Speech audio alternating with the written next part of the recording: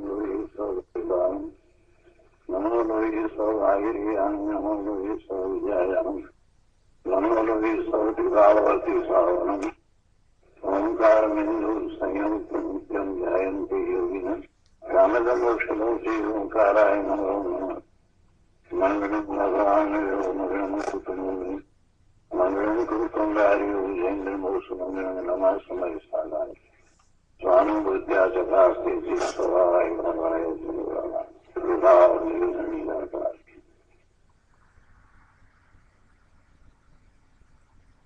સમયસાર ભગવાન કુંદકુંદાચાર્ય રચિત સમયસાર તથા ભગવાન અમૃતચંદ્રાચાર્ય રચિત આત્મખ્યાતિ ટીકા એનો સ્વાધ્યાય આપણે કરી રહ્યા છીએ.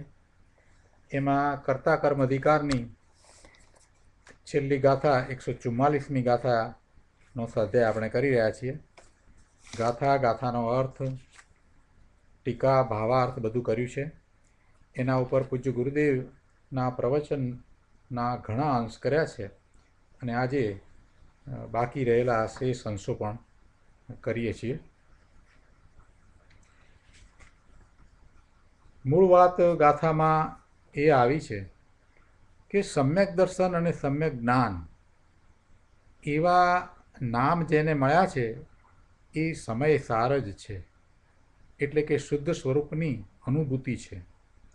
શુદ્ધ સ્વરૂપને અનુભવવામાં આવે છે અને જે પર્યાય થાય છે એ નિર્મળ પર્યાય છે. એ સમ્યક દર્શન અને સમ્યક જ્ઞાન છે. અને આ જે સમયસાર એ બધા નય પક્ષોથી રહિત છે, એટલે વિકલ્પ રહિત દશા છે. અને એવી વિકલ્પ રહિત દશામાં જ આત્માની અનુભૂતિ થાય છે.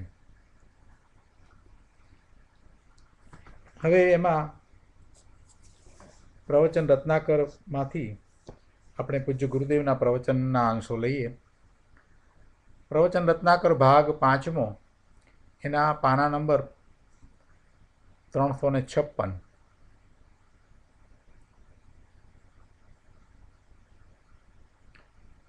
એમાં ત્રીજા પેરેગ્રાફમાં ગુરુદેવ અહીંયા સમજાવે છે કે આત્મા આદિ, મધ્ય અને અંત રહિત વસ્તુ છે. એને આદિ ક્યાં છે, અંત ક્યાં છે? એ તો છે ને છે. એને મધ્ય કેવો? આનંદ કંદ પ્રભુ જ્ઞાનનો પિંડ અનાદિ અનંત એવો ને એવો વિરાજમાન છે. એટલે કે નિત્ય છે, એ ઉત્પન્ન થયો નથી, એટલે એની કોઈ આદિ નથી. અને નિત્ય છે અને એવો ને એવો છે. જ્યારથી છે ત્યારથી એવો જ છે. જ્યારથી છે ત્યારથી જ એવો જ્ઞાન સ્વભાવી છે. જ્યારથી છે ત્યારથી જ એવો સર્વજ્ઞ સ્વભાવી છે. એમાં કંઈ એને બહારથી લાવવાની જરૂર પડે એમ નથી, અથવા તો પહેલાં એ અધૂરો હતો અને પછીથી એ પૂર્ણ થયો એમ પણ નથી. એમ પણ નથી કે નિગોદમાં હતો ત્યારે એ અધૂરો હતો અને હવે એ કંઈક એનો વિકાસ થયો એટલે હવે એ જ્ઞાન સ્વભાવી થયો, આવું પણ નથી. નિગોદમાં હતો ત્યારે પણ એ પૂર્ણ હતો, પણ પર્યાય એવી હતી. એટલે જ્ઞાનનો ઉઘાડ અક્ષરના અનંતમાં ભાગે હતો. પણ એનો અર્થ એમ નથી થતો કે એ જ્ઞાન સ્વભાવિક હતો નહીં અથવા તો મુક્ત સ્વભાવી હતો નહીં, એમ એનો અર્થ થતો નથી. એ તો ત્યારે પણ એમ જ હતો, અત્યારે વર્તમાનમાં પણ એમ જ છે, ભવિષ્યમાં પણ એ એમ જ રહેશે. પોતાના શુદ્ધ સ્વરૂપની પ્રાપ્તિ એને પર્યાયમાં નથી થઈ, એટલે એને એનું જુદું જુદું સ્વરૂપ જણાય છે. પણ એવા શુદ્ધ સ્વરૂપની પ્રાપ્તિ પર્યાયમાં થઈ શકે છે એવો જેને નિર્ણય થયો છે એ એવા શુદ્ધ સ્વરૂપની પ્રાપ્તિનો પુરુષાર્થ કરે છે અને એને એમાં શુદ્ધ સ્વરૂપની પ્રાપ્તિ થાય છે. એટલે ભગવાન આત્મા તો અનાદિનો એવો ને એવો જ છે. એ તો આનંદ કંદ પ્રભુ જ્ઞાનનો પિંડ છે. એની આદિ પણ નથી, એનો અંત પણ નથી. એ ક્યારેય ન હતો, એ સદાય છે અને છે. આવો ત્રિકાળ અસ્થિરૂપ ભગવાન આત્મા છે. તેને વિકલ્પ રહિત થઈને જ્યારે સ્વસન્મુખ થઈને જીવ અનુભવે છે ત્યારે તે જ ક્ષણે તે નિજરસથી પ્રગટ એટલે પ્રસિદ્ધ થાય છે. પ્રસિદ્ધ કોને થાય છે? જે અનુભવે છે એને પ્રસિદ્ધ થાય છે. પ્રસિદ્ધ જે અનુભવે છે એને થાય છે. તે વિકલ્પથી પ્રગટ થતો નથી, માત્ર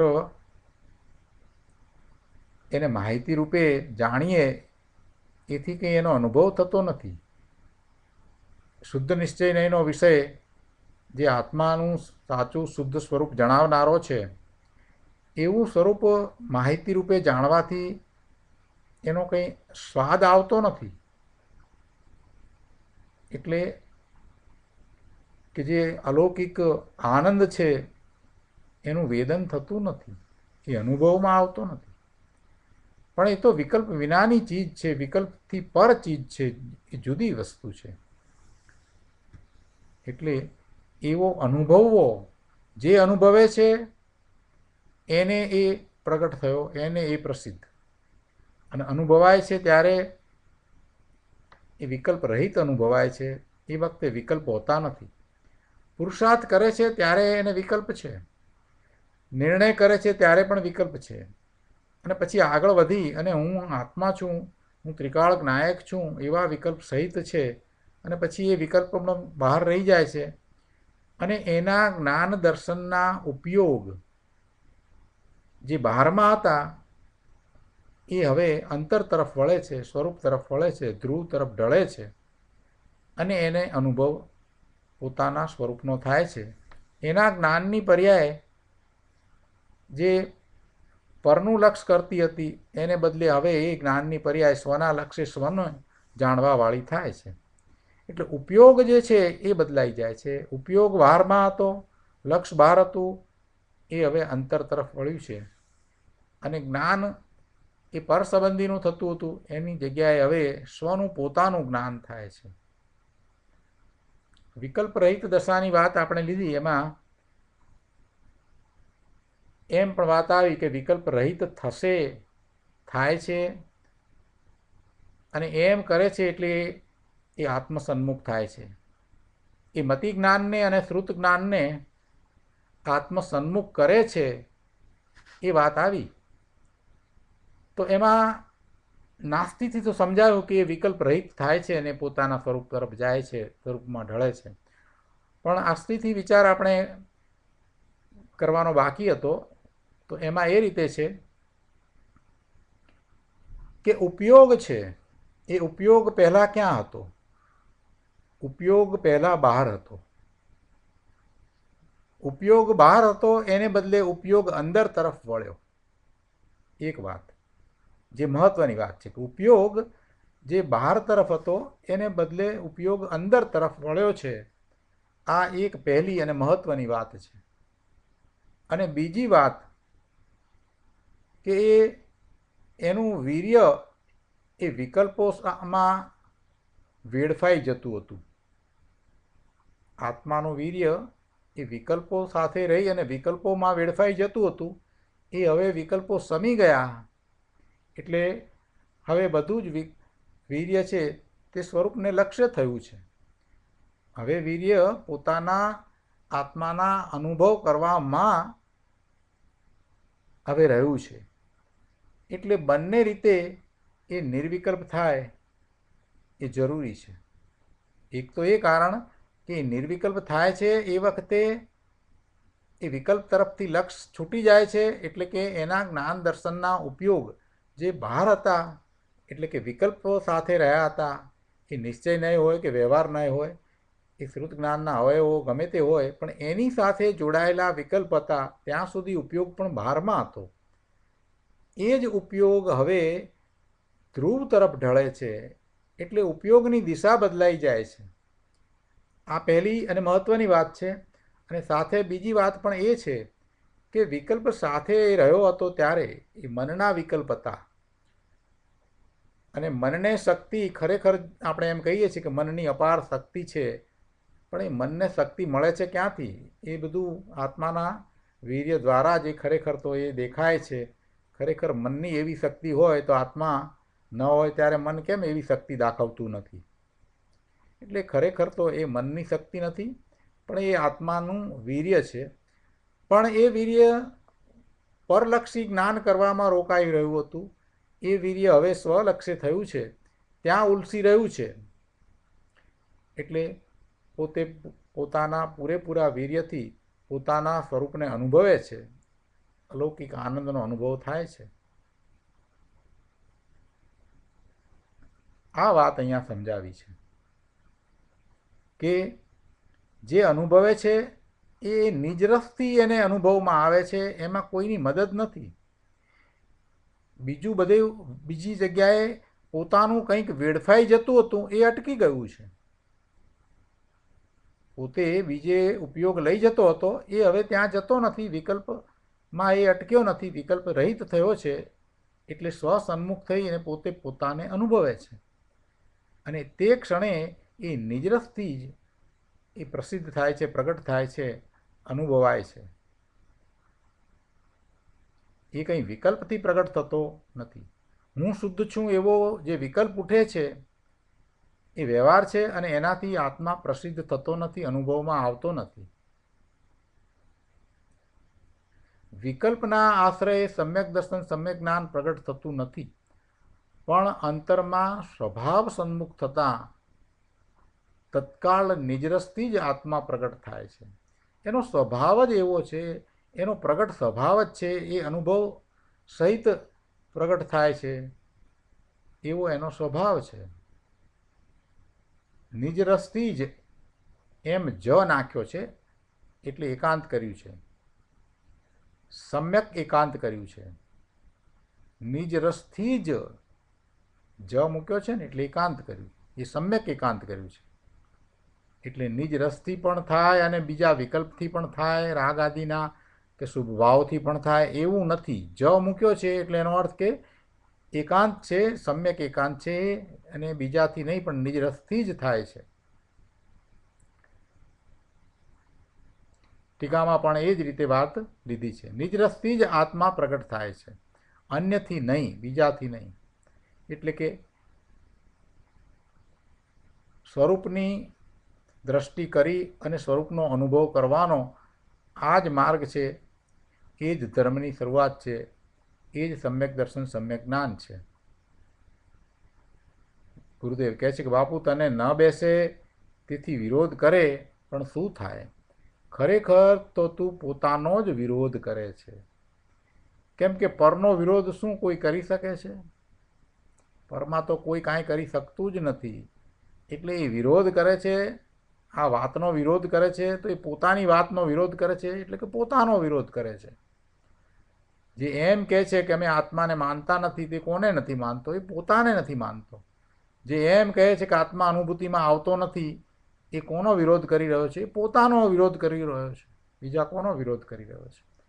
પોતાની અપાર શક્તિનો એ વિરોધ કરી રહ્યો છે. પોતે જે છે એવા પોતાના અસ્તિત્વનો વિરોધ કરી રહ્યો છે. એ કંઈ પરનો વિરોધ નથી કરી રહ્યો. પર જે સમજાવનારા છે, મહાપુરુષો, જ્ઞાની પુરુષોએ તો અનુભવ કર્યો છે. એમનો એ વિરોધ કરે તો એથી એમને કોઈ ફેર પડતો નથી. તમે મહાવીર સ્વામી ભગવાન પાસે જઈને એમ કહો કે હું તમારી એક પણ વાત માનતો નથી, તેમાં પ્રભુને શું ફેર પડે? કંઈ ફેર ન પડે. કેટલાય લોકોએ કહ્યું હશે, એમના સમોસરણમાં એવા ગયા હશે. અત્યારે વર્તમાનમાં સિમંદર પ્રભુના સમોસરણમાં આપણે જઈએ અને એમ કહીએ કે પ્રભુ, તમારી એક પણ વાત મને માન્ય નથી, હું એક પણ વાતમાં તમારી સાથે સહમત નથી થતો. તેથી પ્રભુને કંઈ ફેર પડે? સિમંદર ભગવાનને શું ફેર પડે? સિમંદર ભગવાનને કંઈ ફેર પડવાનો નથી. જે ફેર પડે છે તો આપણને પોતાને ફેર પડે છે કે આપણે પ્રભુની વાણીને સ્વીકારતા નથી, એટલે કે આપણે આપણા સ્વરૂપને સ્વીકારતા નથી. પ્રભુએ જેવું સ્વરૂપ પ્રત્યક્ષ પ્રાપ્ત કર્યું છે એવું જ સ્વરૂપ આપણું છે, એ વાતનો આપણે વિરોધ કરીએ છીએ. એટલે આપણે પોતાના સ્વરૂપની શક્તિનો વિરોધ કરી રહ્યા છીએ. ગુરુદેવ આ વાત અહીંયા કરી છે કે ભાઈ, તું તારો પોતાનો જ વિરોધ કરે છે. ખરેખર તો તું કંઈ બીજાનો વિરોધ કરી રહ્યો છે એમ નથી. આ કહેનારા છે એનો વિરોધ નથી થતો. એમાં પ્રભુ તારો પોતાનો વિરોધ થાય છે. જરાક શાંત ચિત્તે સમજવાનો પ્રયત્ન કરને. આટલું દ્રવ્યશ્રુત લખાયું છે, તો એમાં કંઈક વાત છે. તું આમ નામ સમજ્યા વિના, શાસ્ત્રોના અભ્યાસ વિના એક સંપ્રદાયની માન્યતાને લઈને તું બેસી ગયો છે પ્રભુ, એમાં તો તારું અકલ્યાણ થઈ રહ્યું છે. ગુરુદેવને કેટલી કરુણા આવે છે એટલે આપણને આ વાત સમજાવે છે કે ભાઈ આ તો આમાં તારો વિરોધ થાય છે, પોતાનો જ વિરોધ થાય છે, એમાં કોઈ બીજાનો વિરોધ નથી થતો. તું તારી શક્તિનો વિરોધ કરી રહ્યો છે. અહીં કહે છે કે રાગ અને નય પક્ષના વિકલ્પોને છોડી જ્યાં મતિ જ્ઞાન અને શ્રુત જ્ઞાન તત્વને અંતર્મુખ વાળ્યું ત્યાં તત્કાળ નિજ રસથી જ ભગવાન આત્મા પ્રસિદ્ધ થાય છે. પહેલાં વિકલ્પની આડમાં અપ્રસિદ્ધ હતો, વિકલ્પની આડમાં અપ્રસિદ્ધ હતો એટલે કે વિકલ્પમાં પોતે રોકાઈ રહ્યો હતો એટલે એને એ પ્રસિદ્ધિમાં આવતો ન હતો. ત્યારે પણ ભગવાન આત્મા તો એવો ને એવો જ હતો. નિગોદમાં હતો ત્યારે પણ ભગવાન આત્મા તો એને એવો ને એવો જ હતો. જેટલી પર્યાયમાં એ ફરીને આવ્યો એ બધી પર્યાય વખતે ભગવાન આત્મા તો ત્રિકાળ નાયક જ હતો, પણ એને એનું લક્ષ્ય થયું ન હતું એટલે એને ખ્યાલ ન હતો. એ 12માં ને 12માં રહ્યો હતો એટલે એને નહોતો ખ્યાલ. અહીંયા કહ્યું કે તું વિકલ્પોમાં હતો, શુભ વિકલ્પમાં હતો. અરે એવા વિકલ્પમાં હતો કે હું ભગવાન આત્મા છું, સિદ્ધ સમાન છું, એવા વિકલ્પમાં હતો તો પણ તને એ ભગવાન આત્મા અપ્રસિદ્ધ હતો. પણ એ વિકલ્પને છોડી અને તારા ઉપયોગને તે અંદર તરફ વાળ્યો અને પછી જે પર્યાય થઈ તે શુદ્ધ પર્યાય, નિર્મળ પર્યાય, એ સ્વરૂપને જાણનારી પર્યાય થઈ. એમાં એ આત્મા પ્રસિદ્ધ થયો. ગુરુદેવ કહે છે કે શું ટીકા લખી છે. એકલો અમૃત રસ રેડ્યો છે. આત્મ પ્રસિદ્ધિ થતાં સમ્યક દર્શન થયું, સમ્યક જ્ઞાન થયું, સમ્યક ચારિત્ર થયું, એમ અનંત ગુણનો નિર્મળ રસ વ્યક્ત થયો. વસ્તુ છે તે અનંત ગુણમય છે અને તેમાં જ્ઞાન મુખ્ય છે. આત્મામાં જ્ઞાન મુખ્ય છે. જ્ઞાન સાથે સર્વ અનંત ગુણ અવિનાભાવી છે. એકબીજા વિના હોય નહીં એવા સંબંધને અવિનાભાવી સંબંધ કહેવામાં આવે છે. જ્ઞાન સાથે સર્વ ગુણ, અનંત ગુણ અવિનાભાવી છે. આખું જે ત્રિકાળી ધ્રુવ દ્રવ્ય છે એની સન્મુખ થતાં તે તત્કાળ નિજરસથી જ પ્રગટ થાય છે. આખું દ્રવ્ય એક છે, એક રૂપ છે. એમાં કોઈ દ્રવ્ય, ગુણ અને પર્યાય એવા ભાગ પણ પડતા નથી કે ઉત્પાદ, વ્યય અને ધ્રુવ એમ પણ ભાગ પડતા નથી. અનંત ગુણ એમ પણ ભાગ પડતા નથી. આખું દ્રવ્ય એક રૂપ છે. માત્ર એને જાણવા માટે, સમજવા માટે આપણે એને ક્રમમાં સમજ્યા છીએ. એક પછી એક વાત, એક પછી એક ગુણને, એક પછી એક ધર્મને આપણે ક્રમમાં સમજ્યા છીએ. પણ કંઈ આત્મામાં ક્રમ જેવું પણ નથી કે એમાં કોઈ વિભાગ પણ નથી, કોઈ ભેદ પણ પડતા નથી. એ તો અભેદ એકરૂપ અખંડ વસ્તુ છે અને એનો સ્વભાવ જ એવો છે કે અનુભવમાં આવે. આત્માનો સ્વભાવ જ એવો છે કે અનુભવમાં આવે. જે એનો સ્વભાવ છે એવા સ્વભાવને એ ક્યારેય છોડતો નથી. સોનું એના સ્વભાવને, પીળાશને, એની ચિકાસને, એની મેલિએબિલિટીને, એની સ્પેસિફિક ગ્રેવિટીને એ ક્યારેય છોડતું નથી. એટલે એવી જ રીતે ભગવાન આત્મા છે એ જ્ઞાન સ્વભાવી છે અને અનુભવમાં આવે એવો છે. એટલે અનુભવમાં આવ્યા વિના તો રહેતો જ નથી. પણ એનું લક્ષ્ય નથી કરતો ને એટલે ખ્યાલ નથી આવતો. એ પોતે એનું લક્ષ્ય નથી કરતો એટલે એને અનુભવમાં નથી આવતો. બાકી તો અનુભવાય એવી ચીજ છે. એનો સ્વભાવ જ અનુભવમાં આવે એવો છે. એ નિજરસથી પ્રગટ થાય એવો એનો સ્વભાવ છે. એટલે એ અનુભવમાં આવ્યા વિના રહે જ નહીં. એક સમયની અંદર એ નિજરસથી પ્રગટ થાય એનો અર્થ શું થયો કે નિજરસથી એ અનુભવમાં આવે એવો પહેલાં પણ હતો જ. એમાં એણે કંઈ નવું કર્યું છે એમ થયું નથી. માત્ર એની દ્રષ્ટિ એ તરફ ન હતી. નહીંતર કંઈ બીજા સમયમાં, બીજી ક્ષણમાં આખું બધું બદલાઈ જાય એમ કેવી રીતે બને? એમ નથી બનતું. એ તો અંદરમાં તો એવું શુદ્ધ ત્રિકાળ નાયક તત્વ પડ્યું જ છે, એ ક્યારેય બદલાયું નથી.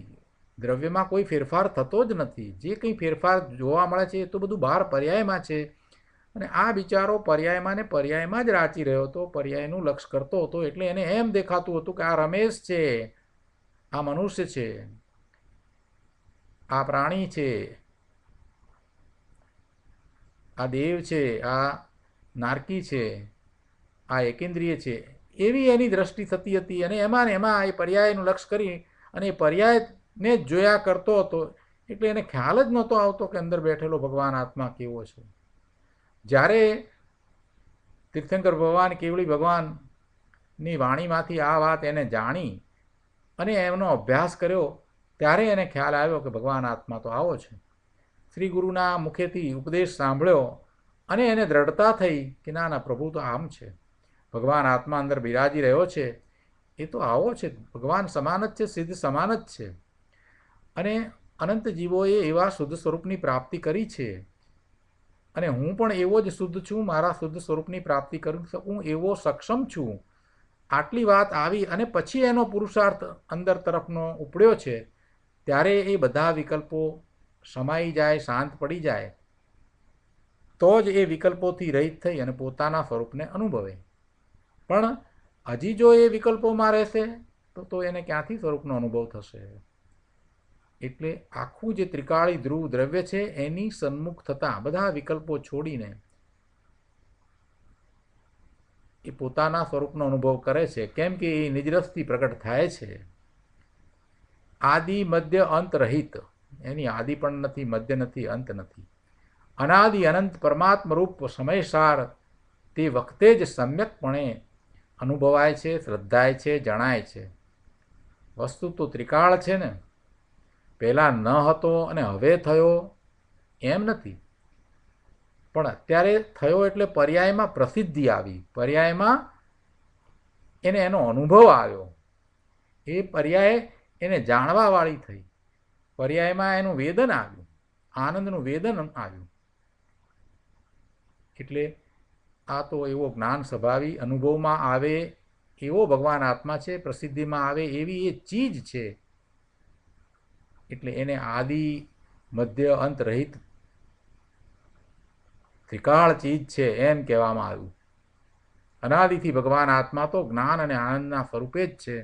ને આવો તે નિર્મળ આનંદનો નાથ પ્રભુ શ્રુતના વિકલ્પોની આકુળતાને છોડીને, શ્રુતના વિકલ્પોની આકુળતાને છોડીને નિરાકુળ આનંદ રૂપે પર્યાયમાં પ્રગટ થાય છે.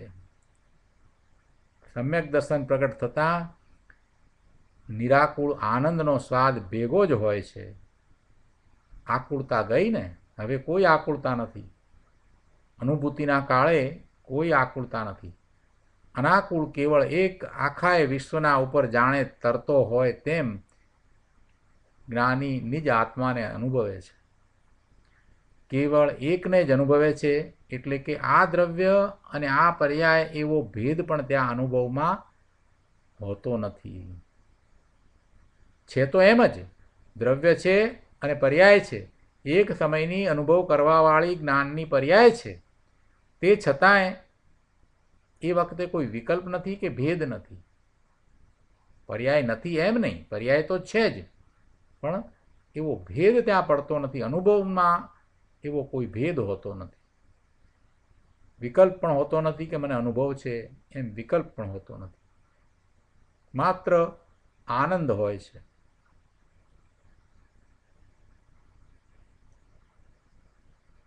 કેવળ એક એવો જે જ્ઞાયક સ્વભાવ ભાવ આખા વિશ્વના ઉપર જાણે કે તરતો હોય એમ પરમાત્મ રૂપ સમયસારને જ્ઞાની અનુભવે છે. વિકલ્પથી માંડીને આખો જે લોક આ લોક, તેનાથી ભિન્ન ભગવાન આત્મા જુદો તરતો હોય એમ જ્ઞાની અનુભવે છે.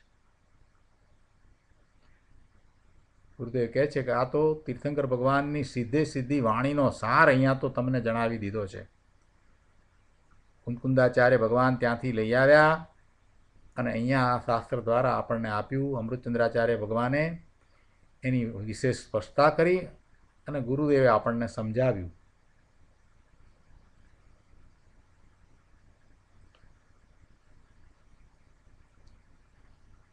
આગળ કહે છે 357માં પાના ઉપર નીચેથી બીજા પેરેગ્રાફમાં કે ભગવાન આત્મા સદાય સિદ્ધ સ્વરૂપ છે.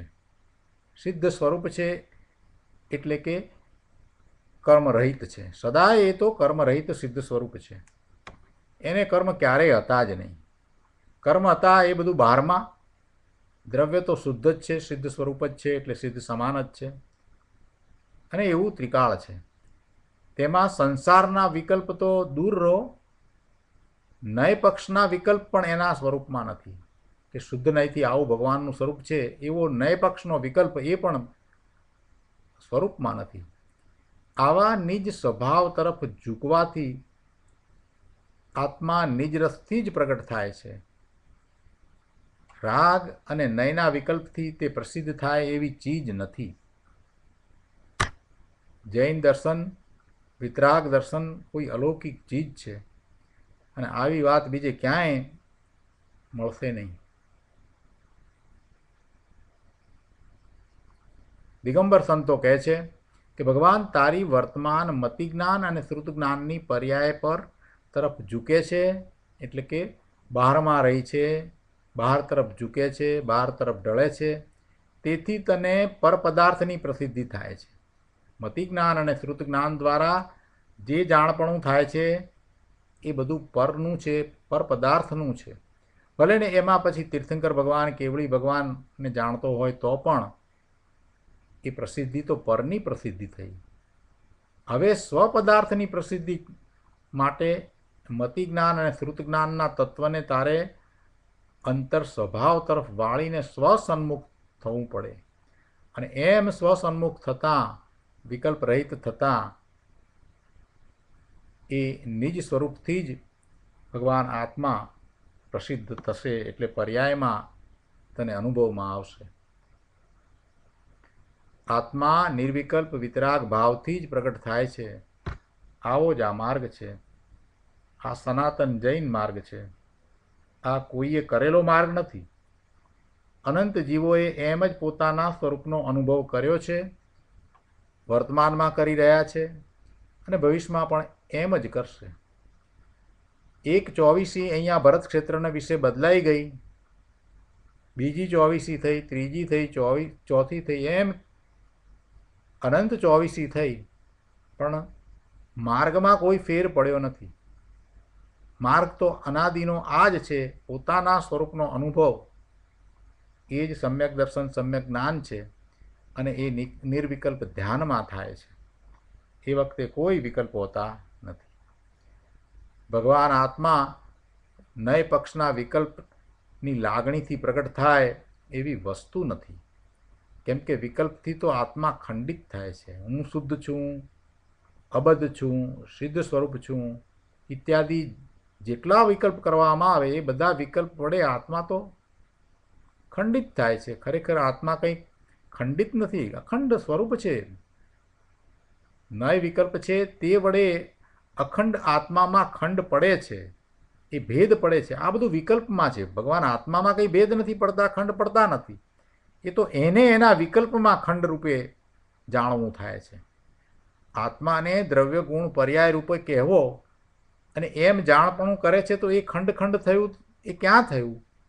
એની માહિતીમાં એ ખંડ ખંડપણું આવ્યું. એથી કંઈ ભગવાન આત્મા ખંડ ખંડ રૂપ થતો નથી. જો સમજવાની વાત છે, બહુ શાંતિથી વિચાર કરવામાં આવે તો બધી વાત ગળે ઉતરી જાય એવી છે. ગુરુદેવે તો બહુ સ્પષ્ટ કર્યું છે. ભગવાન આત્માને ક્યાં ખંડ ખંડપણું છે? એને તમે ખંડ ખંડ કરીને જાણો તેથી શું? જાણી શકાય, પણ તેથી કે આત્મા ખંડ ખંડ રૂપ થઈ જાય છે એમ નથી. આત્મા કંઈ ખંડ ખંડ રૂપ થતો નથી. સહેલું કરવા માટે, જાણવા માટે આપણે એને એક પછી એક ક્રમમાં એના વિશે બધો જ અભ્યાસ કરીએ એટલે કંઈ એ ખંડ ખંડ થઈ જાય છે એમ તો છે જ નહીં.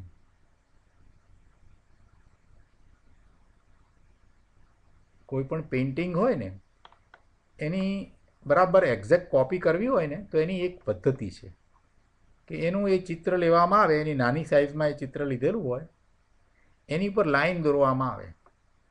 દાખલા તરીકે 5 મિલીમીટરના ચોરસ એની પર દોરવામાં આવે, લાઈન એવી રીતે દોરવામાં આવે, આડીને ઊભી લાઈન દોરવામાં આવે કે જેથી દરેક ચોરસ છે 5 મિલીમીટરનો થાય.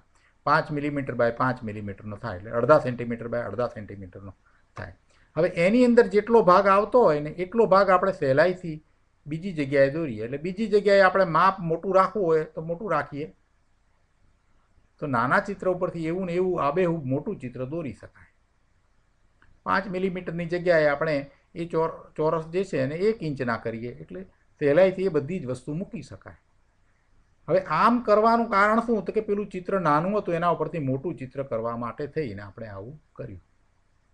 પણ એથી કરીને પેલું જે ચિત્ર હતું એ કંઈ ખંડિત થયું? ના, એ તો થતું નથી ખંડિત. ચિત્ર તો ચિત્ર જ છે. એ તો એને દોરવું છે, સહેલાઈથી દોરવું છે, એટલા માટે આ રીતે કરવામાં આવે છે. આ પદ્ધતિ છે.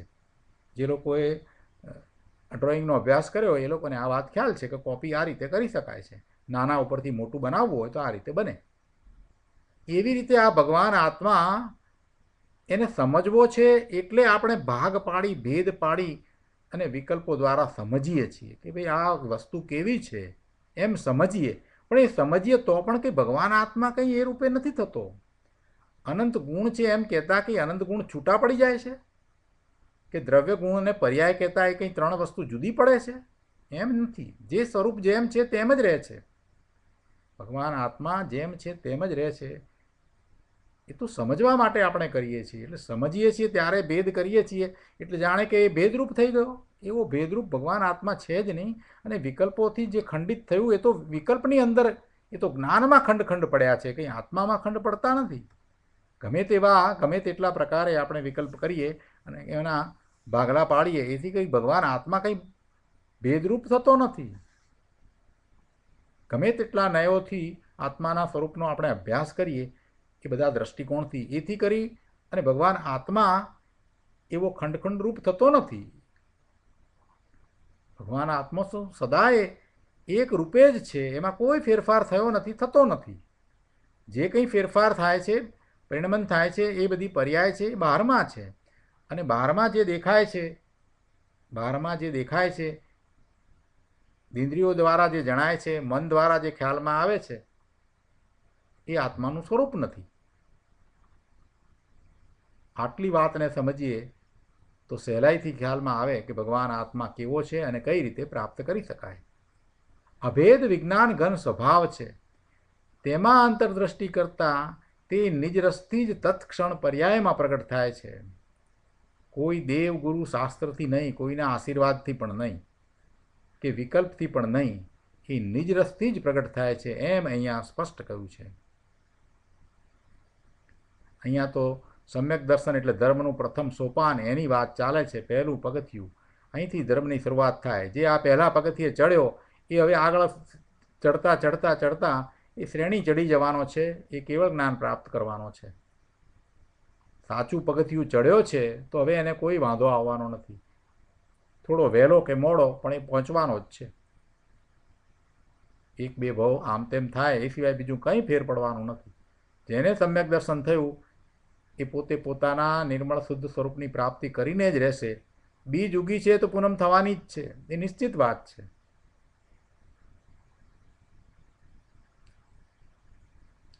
ગુરુદેવ તો કરુણા કરીને કહે છે કે ભાઈ, લોકોને આવો સત્યમાર્ગ સાંભળવા મળતો નથી એટલે બહારની ક્રિયાકાંડની કડાકૂટમાં આખી જિંદગી નિષ્ફળ વિતાવી દે છે. અહીંયા તો કહે છે કે ભગવાન આત્મા જીવતી જાગતી ચૈતન્ય જ્યોત, વિશ્વથી ભિન્ન અનાદિ અનંત વસ્તુ છે. અને એ જાણે કે વિશ્વની ઉપર તરતી હોય એવી વિશ્વથી ભિન્ન છે. શુદ્ધ ચૈતન્ય વસ્તુ વિશ્વની સાથે કદીએ તન્મય નથી. આત્મા જગતના કોઈ પદાર્થ સાથે કે જગતના કોઈ ભાવ સાથે તન્મયપણું ધરાવતો નથી.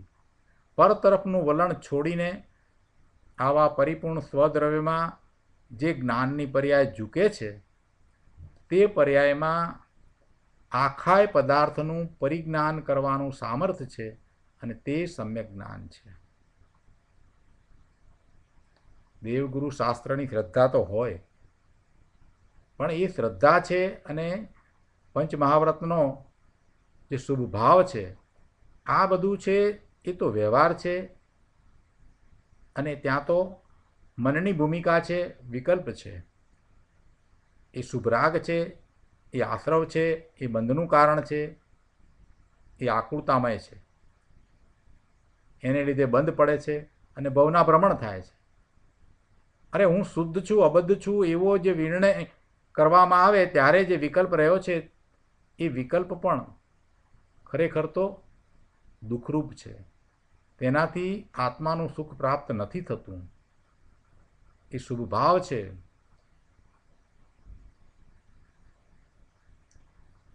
શ્રુતના સૂક્ષ્મ વિકલ્પ પણ છૂટીને જ્ઞાનની દશામાં જેને ત્રિકાળી ધ્રુવ કેવળ એક અનાકુળ અખંડ વિજ્ઞાન ઘન સ્વરૂપ સ્વદ્રવ્યનો પ્રતિભાસ થાય, તેને આત્મા અને આત્માનું સુખ પર્યાયમાં પ્રગટ થાય છે. આવું જ વસ્તુ સ્વરૂપ છે. બહુ સ્પષ્ટતા કરી, બહુ સરસ રીતે સમજાયું. વાત એકદમ ગળે ઉતરી જાય એવી કરી દીધી છે.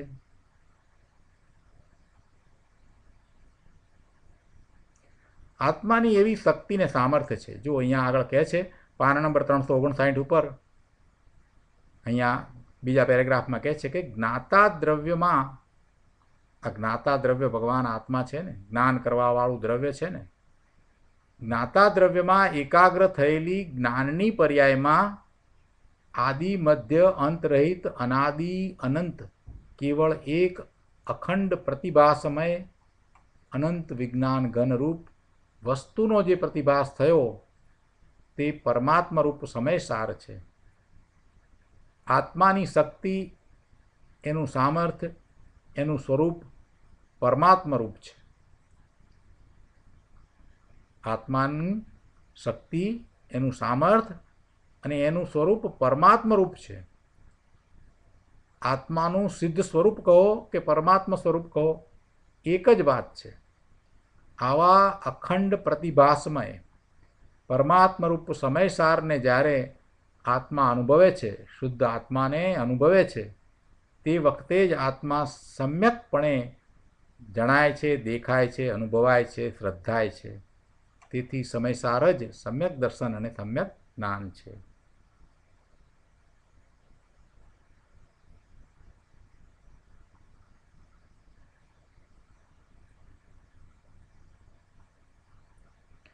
ત્રણસો 360 પાના ઉપર અહીંયા ત્રીજા પેરેગ્રાફમાં ગુરુદેવ કહે છે કે સમ્યક દર્શન શું ચીજ છે? તો કહે છે કે ભાવબંધ અને ભાવ મોક્ષની પર્યાયના ભેદથી રહિત,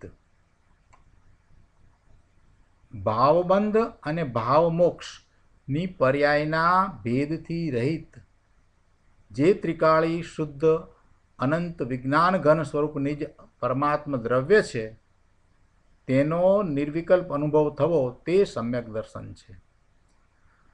જે બંધ થાય છે ને, એ બંધ કઈ રીતે થાય છે? ભાવબંધની વાત લીધી છે. જેને વિકારી ભાવ થાય છે, શુભાશુભ ભાવ થાય છે, એને એ ભાવ બંધ પડે છે. કોને પડે છે? આપણને બધાને ભાવ બંધ પડે છે. સમયે સમયે આપણે ભાવ બંધ કરીએ છીએ.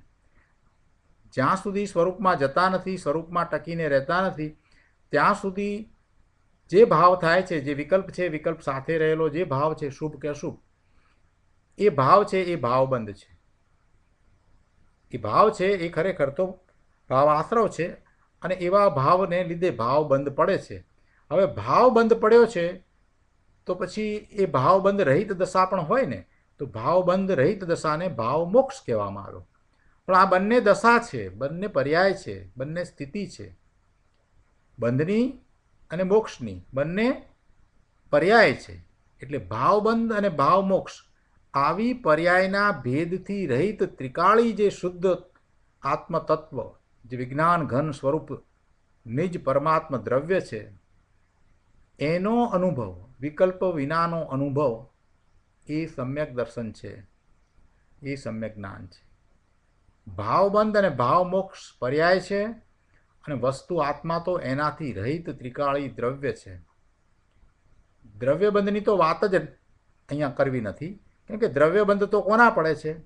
એ તો પૂતગળના બંધ છે, એ તો જડ કર્મ છે, એટલે એની તો અહીંયા વાત જ નથી. જડ કર્મ તો બાહ્યમાં રહ્યું, એ તો અહીંયા નિમિત્ત છે. પણ ભાવબંધ જે છે અને ભાવ મોક્ષ છે એ પણ પર્યાય છે, ને એનાથી પણ જુદો ભગવાન આત્મા છે. રાગમાં અટકવું એ ભાવબંધ છે. રાગ થવો એટલે આશ્રવ, અને રાગમાં અટકવું એટલે ભાવબંધ. અને રાગ રહિત થવું તે ભાવ મોક્ષ. એટલે એવા ભાવબંધ અને ભાવ મોક્ષ, રાગમાં અટકવું ને રાગથી રહિત થવું, એ બંને પર્યાયમાં છે. ત્રિકાળી દ્રવ્યને એવી કોઈ પર્યાય નથી, એમાં કોઈ રાગ છે નહીં કે રાગને છોડવો એમ પણ નથી, રાગમાં અટકવું પણ નથી અને રાગ રહિત થવું એમ પણ નથી. એ તો ત્રિકાળ શુદ્ધ વસ્તુ છે. એટલે બંને પ્રકારની પર્યાય છે એ આત્માથી જુદી છે.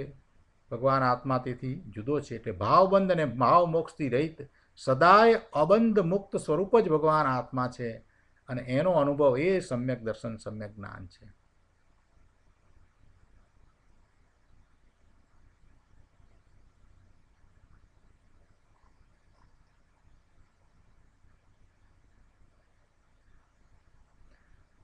ત્રણસો 61માં પાના ઉપર બીજા પેરેગ્રાફમાં સમ્યક દર્શન વિશે આગળ વાત કરતા ગુરુદેવ કહે છે કે સમ્યક દર્શનમાં અનંત ગુણની અંશે નિર્મળ પર્યાય પ્રગટ થાય છે.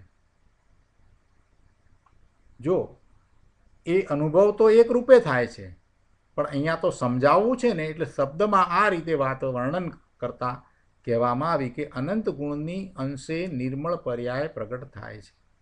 આખો અનુભવ જે છે એ તો એક સ્વરૂપનો અનુભવ છે, અને એમાં એ અનુભવની અંદર જે આવે છે એ વાતને અહીંયા દર્શાવી છે કે સમ્યક દર્શનમાં અનંત ગુણની અંશે નિર્મળ પર્યાય પ્રગટ થાય છે. ભગવાન આત્મા ચૈતન્ય રાજા પરમાત્મા સ્વરૂપે નિત્ય વિરાજમાન છે. તેનો નિર્વિકલ્પ અનુભવ થતાં તે જ સમયે તે જેવો છે તેવો સમ્યક અનુભવમાં આવે છે, શ્રદ્ધાય છે, જણાય છે. તેથી સમયસાર જ સમ્યક દર્શન અને સમ્યક જ્ઞાન છે. સમ્યક જ્ઞાન અને સમ્યક દર્શન એ સમયસારથી ભિન્ન નથી, એ અભિન્ન છે. તે આત્માની પર્યાય છે, માટે આત્મા જ છે. જેમ જગતથી ભિન્ન છે તેમ સમયસાર સમ્યક દર્શનથી ભિન્ન નથી. સમયસાર શુદ્ધ આત્મા સ્વરૂપનો અનુભવ એ સમ્યક દર્શનથી ભિન્ન જ નથી, માટે સમયસાર જ સમ્યક દર્શન અને સમ્યક જ્ઞાન છે.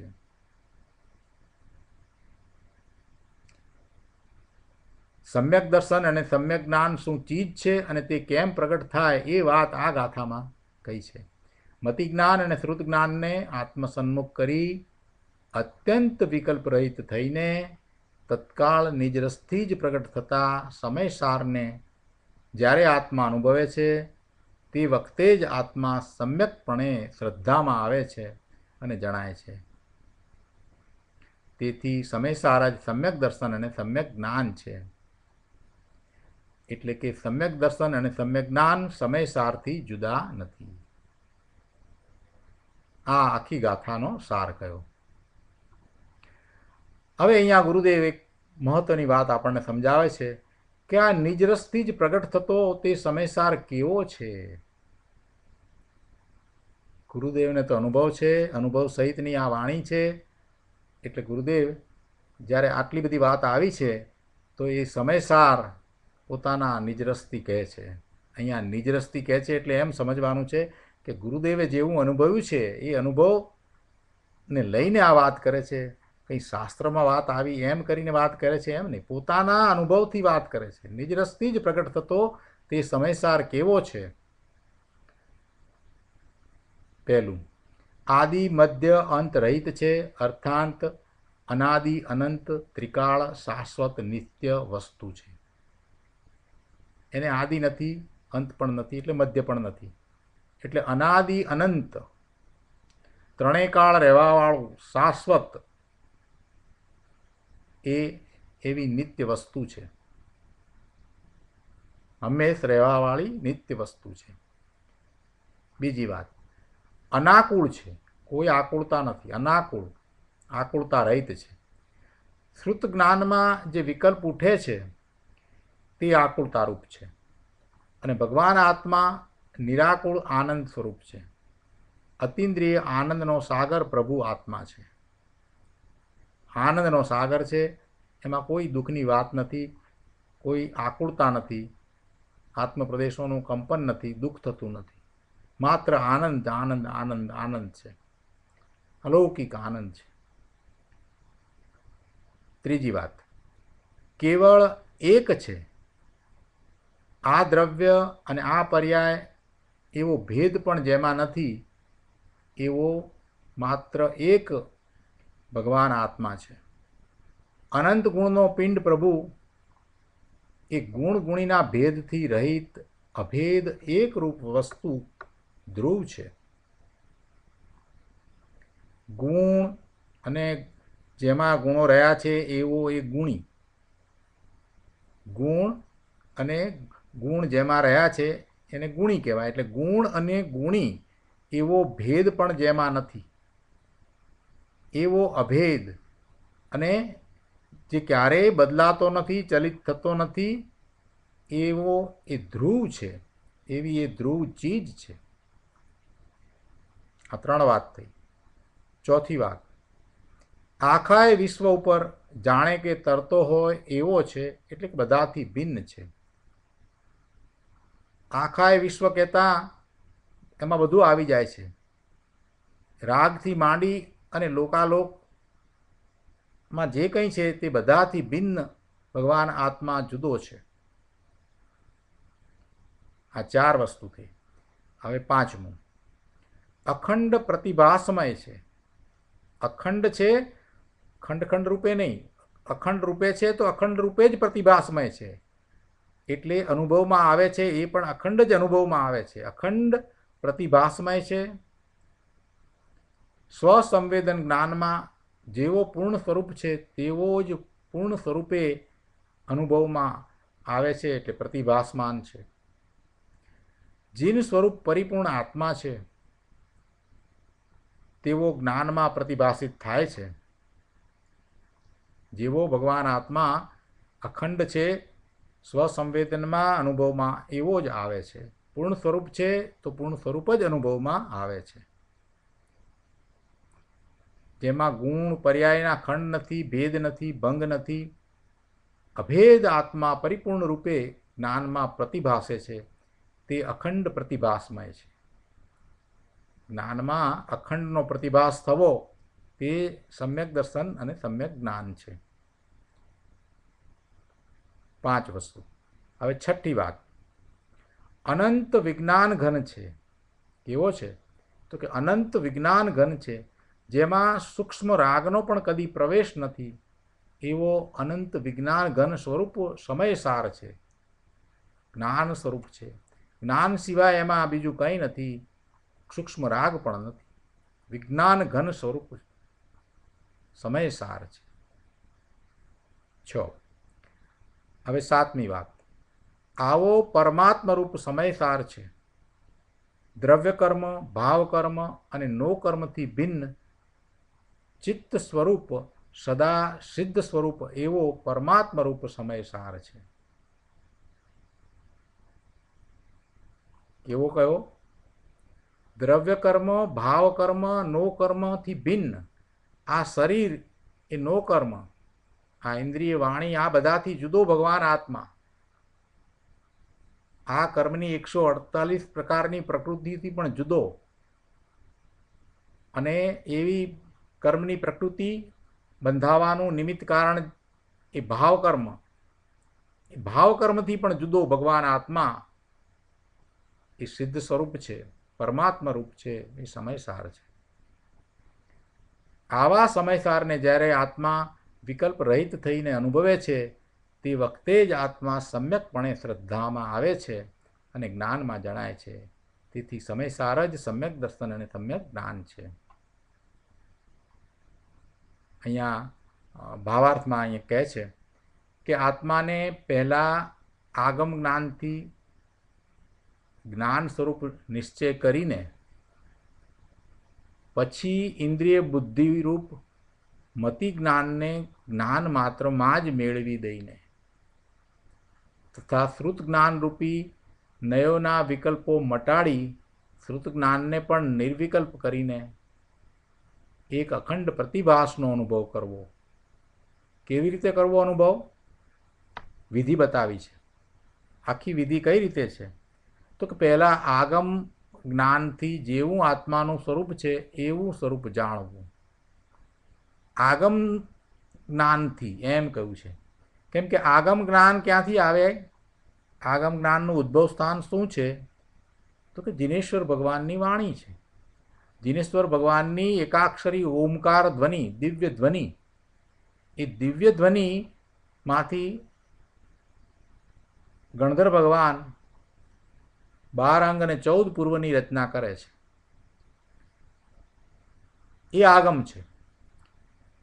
કોઈ કલ્પનાથી કે તર્કથી વાત કરે એની વાત નથી લીધી અહીંયા. આગમ જ્ઞાન એટલે ગણધર ભગવાને જે રચના કરી છે એ માત્ર સાંભળીને નથી કરી, પોતે એવા સ્વરૂપને અનુભવ્યું છે અને પછી એવી રચના થઈ છે. પોતાની બુદ્ધિથી રચના નથી થઈ, પણ એવા સ્વરૂપને અનુભવ દ્વારા આત્મસાત કરીને પછી એમણે એની રચના કરી છે. એમનો જ્ઞાનનો ઉઘાડ પણ એવો છે, ગણધર ભગવાનનો ક્ષયોક્ષમ એવો છે કે એમને એક વખતમાં 10,000 શ્લોક કંઠસ્થ કરવા હોય તો કરી શકે એવી એમની શક્તિ હોય, અને એટલું એ સમજી શકે. એટલે ભગવાનની વાણીમાં જે દ્રવ્યશ્રુત આવ્યું છે એ સમગ્ર એમણે આત્મસાત કર્યું છે અને પછી એમાંથી આ આગમની રચના થઈ છે. કંઈ ગમે તેમ રચના થઈ ગઈ છે એમ નથી. અને ભગવાને ક્યાંથી પ્રાપ્ત કર્યું છે? ભગવાને પોતાનું સ્વરૂપ શુદ્ધ જ્ઞાન સ્વરૂપ છે એ પૂર્ણપણે શુદ્ધ પર્યાયમાં પ્રગટ કર્યું છે, એટલે એવી ઓમકાર ધ્વનિ નીકળે છે. પૂર્વે તીર્થંકર નામ ગોત્ર બાંધ્યું હતું, એટલે હવે શુદ્ધ સ્વરૂપ પ્રગટ થતાની સાથે ઓમકાર ધ્વનિ જગતનું કલ્યાણ કરવા માટે ભગવાનના શરીરમાંથી ઉત્પન્ન થાય છે. એટલે કે સર્વજ્ઞ થયા છે, અને એ સર્વજ્ઞ પર્યાય જ્યારે થઈ છે, કેવળ જ્ઞાન થયું છે, ત્યારે જે શરીર છે એ શરીરમાંથી ભગવાનની તો હવે ઈચ્છા પણ નથી, ભગવાનનું તો એ તરફ લક્ષ પણ નથી, ભગવાનને તો એવો ભાવ પણ નથી, છતાં પણ એવો નિમિત્ત નૈમિત્તિક સંબંધ છે કે જ્યારે પૂર્ણ સ્વરૂપની પ્રાપ્તિ થઈ છે, કેવળ જ્ઞાનની પ્રાપ્તિ થઈ છે, તો હવે એ જ્ઞાન રૂપ ઓમકાર ધ્વનિ, દિવ્ય ધ્વનિ એ સ્વયં પ્રગટ થાય છે. એટલે પૂર્વે જે ભાવ કર્યા હતા જગતનું કલ્યાણ કરવાના, એ ભાવની પૂર્તિ આ રીતે થાય છે અને જગતનું કલ્યાણ થાય છે. એટલે એ દિવ્ય ધ્વનિમાંથી આગમની રચના થઈ છે, અને એમાંથી આ શાસ્ત્રો દ્વારા આ જ્ઞાન જે આપણા સુધી પહોંચ્યું છે એને જ્ઞાન કહ્યું છે. અને એ જ્ઞાન સ્વરૂપ આત્માનો નિર્ણય કરવો, એવા જ્ઞાનને. હવે આ જ્ઞાન જે કહ્યું છે એ પણ શું છે? એ આગમ જ્ઞાન છે. શાસ્ત્રો દ્વારા જે પ્રાપ્ત આપણે કરીએ છીએ આગમ જ્ઞાન છે. એ અનુભવ વિનાની વાત છે, પણ જેમ છે તેમ સત્ય છે. જેમ છે તેમ જ સત્ય જ એ પ્રકાશિત થઈ છે. તો એને બરાબર સમજી, એનો બરાબર યથાર્થ નિર્ણય કરી અને પછી એ ઇન્દ્રિય બુદ્ધિ અને મતિ જ્ઞાનને જ્ઞાન માત્રમાં જ મેળવી દઈને, અને એવી જ રીતે જે શ્રુત જ્ઞાન, જે આ જ્ઞાન દ્રવ્યશ્રુતનો અભ્યાસ કરતા ભાવશ્રુત અંદરમાં પ્રગટ થાય છે, તો એમાં જે નય પક્ષ છે અને વિકલ્પો છે એ બધાને પણ શાંત પાડી દઈને, સમેટી લઈને એને મર્યાદામાં લાવી દઈને, એટલે મતિ જ્ઞાનને અને શ્રુત જ્ઞાનને બંનેને મર્યાદામાં લાવી દઈને, એને નિર્વિકલ્પ કરીને, શ્રુત જ્ઞાનમાં જે નયો છે એ બધા નયોને નિર્વિકલ્પ કરીને સમેટી લઈને પછી એક અખંડ પ્રતિભાસનો અનુભવ કરવો. પણ જો વિકલ્પમાં રોકાઈ રહ્યો છે તો સ્વરૂપનો અનુભવ નહીં થાય. એટલે અહીંયા એમ કહ્યું કે આત્માને પહેલાં આગમ જ્ઞાનથી જ્ઞાન સ્વરૂપ નિશ્ચય કરીને જાણવો, બરાબર યથાર્થ જાણવો, પછી ઇન્દ્રિય બુદ્ધિરૂપ મતિ જ્ઞાનને જ્ઞાન માત્રમાં જ મેળવી દઈને તથા શ્રુત જ્ઞાનરૂપી નયોના વિકલ્પો મટાડી શ્રુત જ્ઞાનને પણ નિર્વિકલ્પ કરીને એક અખંડ પ્રતિભાસનો અનુભવ કરવો, તે જ સમ્યક દર્શન અને સમ્યક જ્ઞાન એવા નામ પામે છે. સમ્યક દર્શન અને સમ્યક જ્ઞાન અનુભવથી જુદા નથી. તો આ રીતે આ 144મી ગાથા કર્તા કર્મ અધિકારની છેલ્લી ગાથા બહુ મહત્ત્વની રહી. ગુરુદેવે એના ઉપર ખૂબ ખૂબ ખૂબ ભાવવાહી પ્રવચનો કર્યા, એનો આપણને લાભ મળ્યો છે. પ્રવચન રત્નાકરમાંથી આ ગાથા ઉપરના બધા પ્રવચનો એટલે આખું 144મી ગાથા ઉપરનું જેટલા પ્રવચનો થઈને જે સંકલન થયું છે એને બરાબર વાંચી જવું અને ગુરુદેવના 19મી વખતના સમયસારના પ્રવચનમાંથી પણ ગાથા 144 ઉપરનું પ્રવચન સાંભળી લેવું. આ બહુ જરૂરનું છે, બહુ મહત્ત્વનું છે. આવા અવસર વારે વારે આવતા નથી. જ્યારે આપણે સ્વાધ્યાય કર્યો હોય ત્યારે બધું બરાબર આપણને સમજાઈ જાય છે. એ વખતે બરાબર બધું સમજાઈ જાય છે. એટલે અત્યારે જ આ કરી લેવું, આવતીકાલે જ આ કરી લેવું, એમાં પછી આંતરો પાડવો નહીં.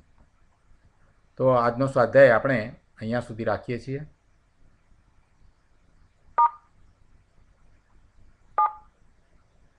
Conversation mode is on. Everyone can now be heard.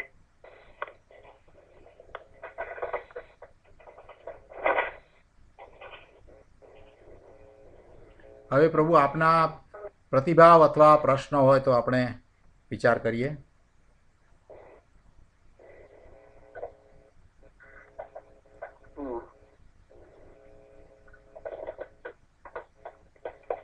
Rameshbhai ખૂબ જ ગમ્યું અને આ તો અંતિમ વાત થઈ ગઈ, એનાથી વધારે આગળ કંઈ હોય જ ન શકે. એટલી બધી સુંદર વાત હતી.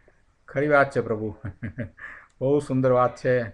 એટલે આજે આપણે એમાં ટાઈમ પણ બરાબર લીધો છે અને એમ થાય છે કે આ ભાવમાં ને આ ભાવમાં જ રહીએ.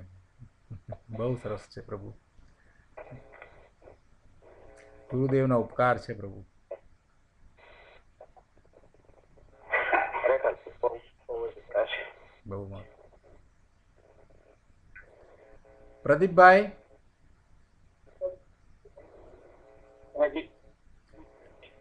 પ્રદીપભાઈ છો કે? હા પ્રભુ, આપણે આસ્તીથી આજે વિચાર કર્યો.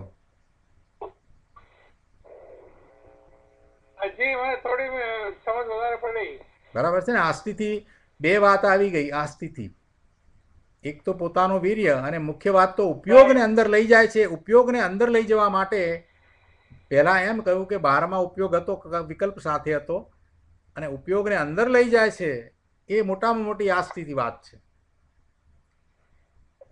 બરાબર છે ને?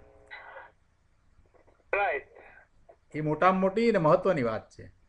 ઉપયોગને અંદર લઈ જાય છે અને પછી તો એની આપણે બીજી રીતે કહીએ કે એની શક્તિઓ હવે બીજે ક્યાંય, એનું વીર્ય બીજે ક્યાંય વેડફાતું નથી.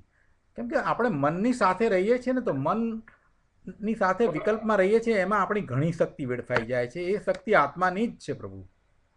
આપણે એમ કહીએ છીએ કે ભાઈ મનની ઘણી શક્તિ છે અને મન દ્વારા એકાગ્રતા કરીને આ બધી વાત તો બરાબર છે, પણ ખરેખર સાચા અર્થમાં તો એ શક્તિ બધી આત્માની છે.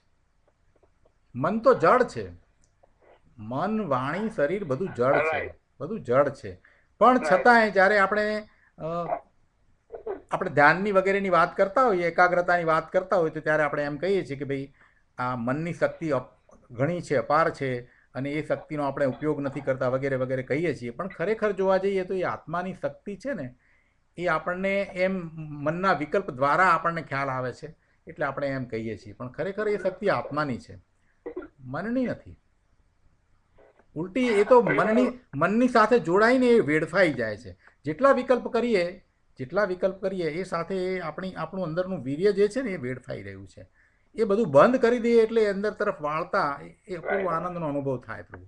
એટલે બે રીતે આ તમે જે વાત કાલે કરી હતી એ મને કાલે ખ્યાલમાં હતી, પણ મને થયું કે ના, એ વાત જે છે એ એનો વધારે વિસ્તાર સમજવો હોય તો પૂરો સમય લેવો જોઈએ, અને આજે એ વાત આવવાની હતી પાછી, એટલે પછી એ વાત લઈ લીધી. Right right. અને બીજું એક આજે બહુ સરસ બેસી ગયું કે આત્મા નિર્વિકલ્પ વિતરાગ ભાવથી જ પ્રગટ થાય છે. બસ, બહુ સરસ. બરાબર છે, એટલે બહુ પાકું થઈ ગયા હવે. એ વાત બરાબર આવી ગઈ, બહુ સરસ થયું. ચાલો, અલિંગ રણના બોલમાં તો એ વાત આવી જ છે. અલિંગ રણના 20 બોલ છે પ્રવચન સારમાં, એમાં આ વાત આવી છે.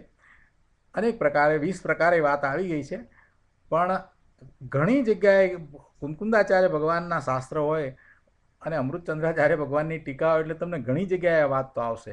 કોઈકને કોઈક રીતે જ્યારે જેની જ્ઞાન ક્રિયા જે વખતે જે રીતે થાય એને એ રીતે વાત એ તો બેસી જ જાય છે. બહુ સરસ, બહુ સરસ.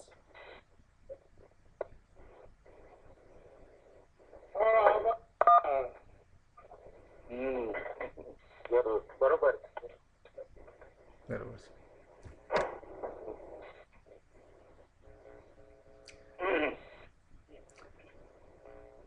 તો સુખધામ બોલી અને સ્વાધ્યાય પૂરો કરીએ.